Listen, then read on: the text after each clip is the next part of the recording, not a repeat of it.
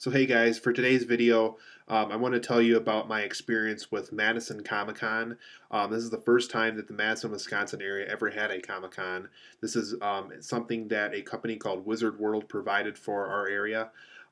Wizard World was able to very much make it feel like the San Diego Comic-Con in many ways.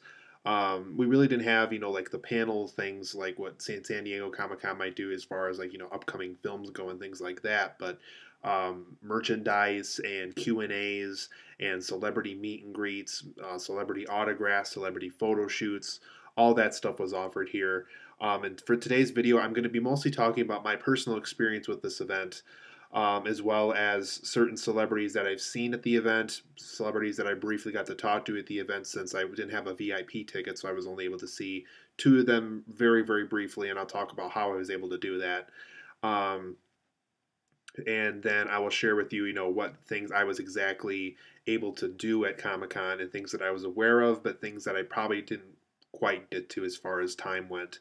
So as for celebrities, we had people like Michael Rooker from Guardians of the Galaxy. We had Jason David Frank from the Power Rangers. He played the White Ranger and the Green Ranger, and I believe that's his name if I pronounced it right.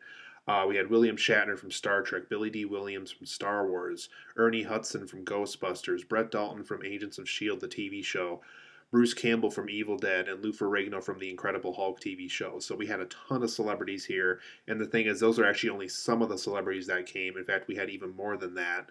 These are just names that came to the top of my head as before the video started up here. Um, Two people that I actually did get to actually talk to though at the event was Michael Rooker from Guardians of the Galaxy, and I was actually really proud out of all the celebrities that attended this event. I really wanted to talk to him the most, just because I love Guardians of the Galaxy. I love Cliffhanger, which is another film that he was a part of. He was also in Days of Thunder with Tom Cruise and Nicole Kidman, so this guy's been in tons of big stuff. Um, at the Q&A session for those who actually attended Madison Comic Con, if you were at the Q&A session for Michael Rooker, I was actually the one that asked him what it was like working with Sylvester Stallone when he was involved in Cliffhanger. He did answer my question, but at the same time, so it was one of those things where he answered it, but at the same time, he really didn't. He basically said, he basically asked my question back. What he really said was, so I asked him, what was it like working with Sylvester Stallone? And his response was, well, you should ask Sylvester Stallone one day if you ever meet him, what was it like working with Michael Rooker for Cliffhanger? So I'm assuming that either meant they didn't get along very well, or he was being sarcastic in the sense that maybe they didn't get along really well, and that, or maybe they were goofballs on the set with each other. It could have been a lot of different things, but I was left with more questions than answers by his response. But I thought it was really cool that he was really up close and personal with me, and he got to answer my question during the Q&A. So I thought that was pretty cool. But because I didn't have a VIP ticket, I wasn't personally able to go get like an autograph or a photo shoot from him or anything. And then Jason David Frank was another person I very briefly got to talk to. What was kind of cool with him was he really didn't have like a VIP guard at all times. He very much was, I think he was probably looking at floor stuff around the same time I was. But because he was, one of the celebrities there, he probably didn't get it to do it as much as the actual attendees were able to do it at Comic Con. But I was able to briefly get to say hi to him. I was going to briefly mention that, I watched Power Rangers a lot as a kid growing up. But he seemed to be in a hurry to either get to lunch or to an event that they needed him for at the event, Comic Con. So, but it was cool regardless. I was able to say hi to him, and then a friend of mine who I attended the event with was able to do the same thing with him as well. So those are the celebrities that I actually got to see at the event. As far as people who I did like see but wasn't able to talk to just because I didn't have the VIP pass. I did see Billy D. Williams. He was, greeting fans, signing autographs. It was really cool seeing him. It was almost surreal just because, I watched the Star Wars films growing up, and Lando Calrissian was right in front of me, so I thought that was pretty cool. Ernie Hudson, saw him there. Was gonna say something, but I didn't want the VIP guard to do anything to me. So, but I did get to actually see him at the event. One of the Ghostbusters. Brett Dalton, I saw. It was cool actually. I saw him shaking hands with Michael Rooker. I think what's kind of what probably happened too is not only was this probably the first time those two got to meet each other, but because they're both involved with something with Marvel, I think they're probably hoping that Michael Rooker's character and Brett Dalton's character from Agent of S.H.I.E.L.D. will hopefully team up for something eventually. Be a part of the same like movie or TV show special or something like that. So I got to see them do that. Lou Ferrigno was another one I almost got to say something to, but once again, didn't want the VIP guards to do anything to me there. Um, and then Bruce Campbell, I actually got to attend his Q&A session. He did it in a very unique way, though. What he did is he actually got a girl who was a quote-unquote journalist to interview her. She got to interview him on a stage. We also had like a big fan in the area who got to briefly interview him too, and we also had a guy who was actually on the stage for quite a bit during his Q&A session, who was a huge fan of his, I guess. And so he got to answer a lot of that guy's questions. But the downside was is because he answered so many of their questions, not a lot of people in the audience got to ask questions to him. So that was kind of the downside of that one. Because with Michael Rooker, he answered tons of audience questions. I thought that was really cool. I was able to walk around and answer a lot of people's questions, including my own. Um, and then I also attended I don't know this celebrity very well. I attended the one of the stars from Vampire Diaries. A lot of girls were in the crowd. I was probably Me and my friend were probably like the two few male guys in the room that actually got to see this guy, during the Q&A. Pretty cool with what he talked about. Obviously, I'm not too familiar with Vampire Diaries, so most of the stuff he was talking about, I had no clue what he was going for. But once again, it was just cool seeing a celebrity, talk about the film industry and the television industry and things like that, though.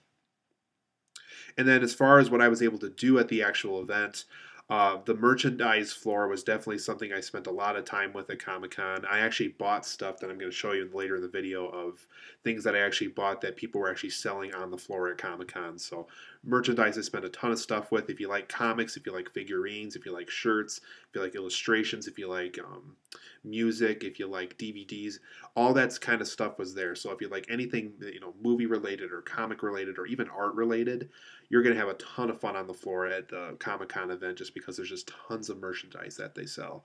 And when I say merchandise, I'm talking like every genre of like every subject matter of almost everything you can think of. It's pretty crazy. Comic artists were there too, a lot of freelance artists, a lot of people who worked for Stan Lee. Really didn't get to talk to any of the Stan Lee people, mostly because they were always, had people talking to them and stuff like that. But yeah, a lot of their stuff was being sold, so I thought that was pretty cool. But yeah, a ton of freelance people, a lot of Madison locals who are part of comics in some way were there. Um, and then once again, the photo shoots, the meet and greets, the VIP stuff, chances to meet celebrities, all that was offered. Comic artists I was pretty involved with, and merchandise, like once again, I was pretty involved with. Celebrity Q&As, got to attend 3 of those. I briefly talked about those earlier. I attended the Bruce Campbell one, the Michael Rooker one, and then the guy from Vampire Diaries. I apologize, I don't remember his name very well. And then cosplays, and there was competitions for the cosplays as well. I actually got to take some photos with some of the cosplay people, so I thought that was pretty cool. As well as the people who dressed up for this event too. Um, just a ton of great stuff. Definitely a lot of Harley Quinns, a lot of Deadpools, a lot of people dressing up as Spider-Man, a lot of people dressing up as Batman. I saw a lot of those. So, and a lot of Captain Americas as well while we're at it. But ton of cosplays. If you're into that kind of stuff, there's tons of that offered at Comic Con. So I'm sure if you dress up, you'll see a ton of other people dress up for it as well. And it was kind of fun just trying to guess what certain people were trying to be, and other people correct you around you if you were wrong and stuff like that. But tons of cosplay stuff, tons of costumes, just a lot of fun. And so another part of this video before we end the video is I want to show you some stuff I actually got at the event that I'm really happy about.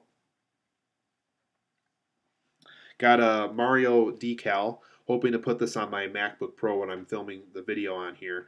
Hoping to put this on my computer in some way. So pretty cool decal. Didn't get this for too much. I think I got this for about $4 or $5. But yeah, I think it's a great Mario silhouette. I'm a huge Super Mario fan. Collect a lot of Super Mario stuff. So really cool that I got a decal of Super Mario here. Also got 2 custom-made magnets. These are used for like the refrigerator and things like that. This is the you can see that in the video. I'm sorry about the light. That is an NES Mario. So that's him right there. I got that in a magnet. And I also got an NES Link in the form of a magnet. So for those who've played that game on the NES, that's what that looks like as a magnet. The guy who I bought this from was also really neat too. He seemed to have a pretty cool experience making these, and he seemed pretty proud of his product, and just had a great time talking to him before I bought the magnets from him. And then I also got these are some. This was definitely something that I had to give some thought to before buying it, but giving it some thought, picking it up, and actually looking at it. These were just two things that I absolutely had to have when I was there. It's a mini figurine of Michael Myers from Halloween. This is in the packaging and everything. So that's that right there for you. Got that's Michael Myers in the suit, and looks like he's not carrying a knife, but that would have been more fitting for the character. But yeah, that's Michael Myers from Halloween. So I got that. And then for those, this is definitely a lesser known horror film. This is Sam from Trick or Treat. He's a pretty significant character in the film. And also the director of the film made a short film about this character before making Trick or Treat. So that's the mini figurine of him right there. That's from the film Trick or Treat. So pretty proud that I got this. This is only about $10. So for something that I'm definitely going to collect and try to keep for as long as I possibly can, worth the money. And then almost everybody in attendance got this. This was a Walking Dead comic from Image Comics, the people who did the Spawn comics. Pretty cool guy got this. It looks like they also tell you about other comics that they're being offered, and other like Marvel and DC comics that are offered right now. But there is a little mini Walking Dead comic in here, so pretty cool that I got that for free. And then this is probably the coolest thing I was able to pick up. And for those who I briefly got to talk to about what I got there, this is definitely the highlight of what I got as far as the things I picked up at Comic-Con. And actually, I got to explain why it's kind of unique and significant. For those who, here, I'll actually just show it to you. So this is what the Revenge of the Jedi poster looked like before Lucasfilm pulled it back in the early 80s. So yeah, the reason why it says Revenge of the Jedi here instead of the title we're all familiar with, Return of the Jedi, is the story is that Jedi don't take revenge in the Star Wars movies. So what George Lucas did at the last minute is they changed it to Return of the Jedi, which is obviously that third and final film at the time that we're all familiar with. But they had to pull these posters out and recall it Return of the Jedi. Completely had to redo the cover. For those who know what that is, it's the one with Luke Skywalker on the top and things like that. Yeah, these are the ones that were pulled. It even says at the top on the screen sticker, rare recalled poster. So this is something that they actually literally put up in a theater, get people pumped up for the movie. It even says May 25th, 1983, the exact Return of the Jedi release date. And so, yeah, just really cool. Really proud that I actually have a copy of this. It's in, folio cover and everything. It was about $25, which is a great deal considering these are probably really hard to find right now. So yeah, that's the kind of little story behind Revenge of the Jedi and why they called it Return of the Jedi, because Jedi don't take revenge. So, but yeah, cool that I got something that was actually put in a movie theater at one point, and it's in a nice little folio cover, so I can hang this up somewhere. So I had a great time at Comic-Con, you guys. I'm hoping that Wizard World will do this again in the Madison area. For those who attended Madison Comic-Con, I hope you guys had a great time as well. It sounds like Wizard World is going to be going to as many states as they can for this kind of event. So if you don't live in Wisconsin, it'll probably come to whatever home state you're at here in the U.S. pretty soon. Hopefully you have some great guest stars like we did here for when Comic-Con reaches your area. And for those who may have saw me there or were actually at Madison Comic-Con, hope you had a great time. And because I sure did, I hope we get it again here in the Madison area. And I will see you guys here for a future video. I have tons of stuff here at my channel, so be sure to check that out. And that's what I got.